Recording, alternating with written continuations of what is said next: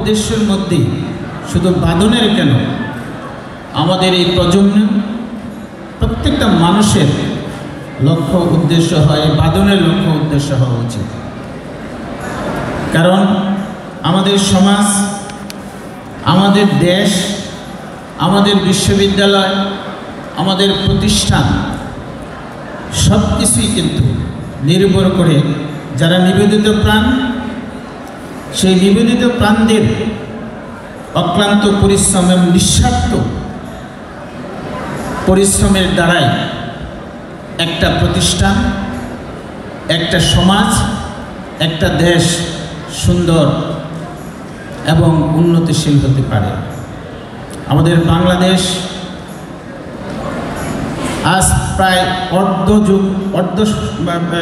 শত বৎসর আগে স্বাধীনতা পেয়েও বাংলাদেশের সাথে যারা এদের এশিয়া মহাদেশের যে সমস্ত সাউথ ইস্ট দক্ষিণ এশিয়া মহাদেশের যে সমস্ত দেশ স্বাধীনতা পেয়েছে এবং তাদের সমাজ দেশ উন্নয়নে তারা আজকে বিশ্বের যে সমস্ত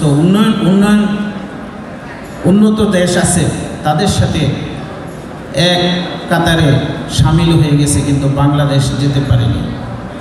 আমি আশা করব বাদন কেন, বাদনের মতো আরও যেন এই সমস্ত সমাজ গঠনে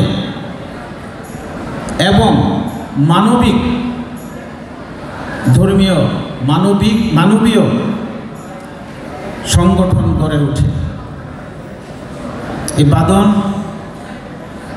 একটা ছোট্ট সংগঠন থেকে আজকে সারা বাংলাদেশের বাদনের শাখা প্রশাখা ছড়িয়ে গেছে। আমি মনে করি বাদনের ভূমিকা শুধু রক্তদান সেটা নয়, বাদনের ভূমিকা প্রত্যেকটা মানুষ যেতে, আমাদের বাংলাদেশের কোনো মানুষ যাতে না খেয়ে থাকে, কোনো মানুষ যাতে চিকিৎসাবিহীন না থাকে, কোনো মানুষ যাতে অশিক্ষিত না থাকে, বাদন যদি পাশাপাশি রক্তদানের সাথে সাথে এই কর্মসূচিকে তাদের লক্ষ্য উদ্দেশ্য যেটা লেখা আছে করে, তাহলে বাংলাদেশ আমাদের একটা সুন্দর বাংলাদেশ হবে, সুন্দর ভবিষ্যৎ হবে। আমাদের বাংলাদেশ আরও বিশ্বের দরবারে আরও উন্নত দেশ এবং বিশ্বের দরবারে একটা আদর্শ দেশ হিসাবে প্রতিষ্ঠিত হবে। আমি চাই এই বাদনের কাছ থেকে, বাদনই পারবে, যেহেতু বাদন স্বেচ্ছায়, বাদন কোনো স্বার্থহীনভাবে বাদন এই সমস্ত কর্মসূচিগুলো পালন করে যাচ্ছে।